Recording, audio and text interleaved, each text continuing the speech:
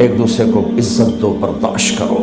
میرے نبی نے فرمایا بہترین مسلمان وہ ہے جو بیوی سے اچھا سلوک کرتا ہو، اور بیوی سے فرمایا میری شریعت میں سجدہ ہوتا تو بیوی سے کہتا خامد کو سجدہ کر۔ بہترین صدقہ اولاد کی تربیت ہے۔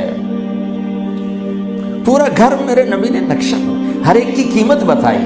ماں تیرے قدموں تلے جنت، کا کاش میری ماں زندہ ہوتی، تم دیکھتے میں کیا کرتا، میں عشاء کی نماز کے مصلی پر ہوتا، میں سورۃ فاتحہ پڑھ رہا ہوتا، ادھر سے آواز آتی میری ماں کی محمد، تو میں نماز توڑ کے کہتا لبیک اماں جان۔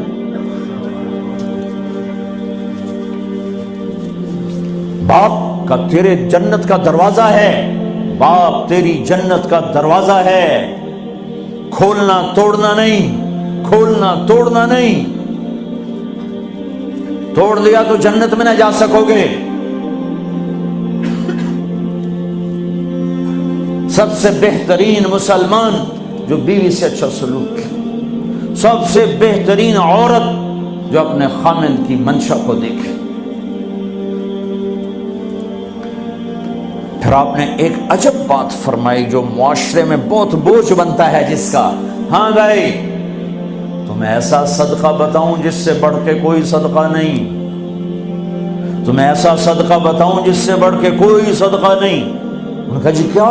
کہا الابنۃ المردودہ، جس کی بیٹی کو طلاق ہو گئی یا بیوہ ہو گئی اور گھر واپس آ گئی ماں باپ کے، یا ماں باپ نہیں ہے تو بھائی ہیں، وہ ایک بوجھ بنتی ہے ماں باپ پر بھی، اور بھائی تو ویسے ہی باغی ہو جاتے ہیں۔ میرے نبی نے فرمایا اس بچی پہ خرچ کرنا کائنات کا سب سے افضل صدقہ ہے۔ گھر، ایک گھر کیسے چلتا ہے؟ ہمارے ہاں پنجاب، سندھ، بلوچستان سرحد میں بہنوں کو وراثت میں کوئی حصہ نہیں ملتا، سب بھائی کھا جاتے ہیں۔ میرے نبی نے فرمایا جس کو اللہ نے 2 بہنیں دیں اس نے ان کا حق ادا کیا، شادی کی حق ادا کیا۔ ماں باپ کی وراثت میں سے ہوتا ہے، اگر میں نے کوئی خود کمایا ہے اس میں بہنوں کا حق نہیں، ماں باپ سے اگر 1 روپیہ بھی آیا ہے تقسیم کیا جائے گا۔ جس نے بہنوں کا حق ادا کیا، شادی کی حق ادا کیا، اس پہ جنت واجب ہو گئی۔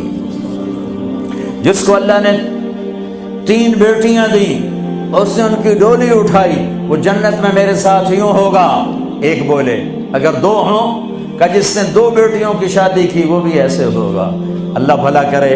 ایک صحابی کا کہ جس کی 1 ہو، کہ جس کی 1 ہے، اگر اس نے اس کو عزت سے رخصت کیا تو وہ بھی میرے ساتھ ایسے ہی ہوگا۔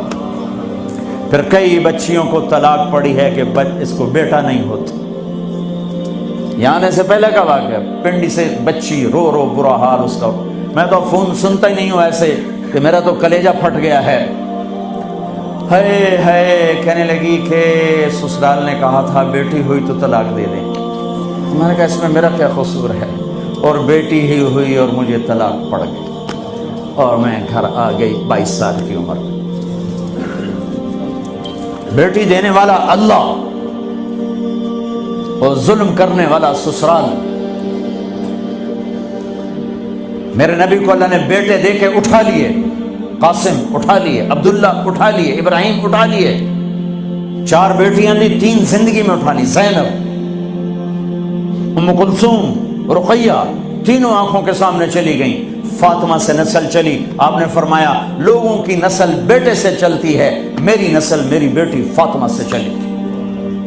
اس لعنت کو دھویا۔ عورت کا کیا قصور ہے اگر اس بیچاری کو بچیاں ہو رہی؟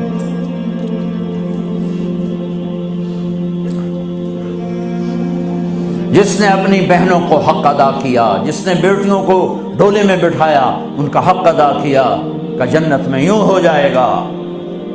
بہنوں کو دینا اتنا ضروری ہے، حرام ہو جاتی ہے روٹی۔ میں نے مولانا جمشید صاحب میرے استاد ہیں، میں نے ان سے تفسیر پڑھی۔ میں ایک دن شہد کی بوتل لے کر گیا، پرانی بات ہے 76-77۔ میں نے کہا حضرت یہ ہدیہ ہے۔ فرمایا کہاں سے لائے ہو؟ میں نے کہا میرے اپنے باپ کا ہے۔ فرمایا تیرے باپ نے اپنی بہنوں کو، تیرے باپ نے اپنی بہن یعنی میری پھوپھیوں کو، تیرے باپ نے اپنی بہنوں کو زمین میں سے حصہ دیا تھا؟ یہ سوال کیوں کیا؟ 10 روپے کی شہد کی بوتل تھی اس وقت، کہ اگر دیا تھا تو یہ میں لے لوں گا، اگر نہیں دیا تو پھر یہ حرام ہے، میں نہیں لوں گا، یہ مطلب۔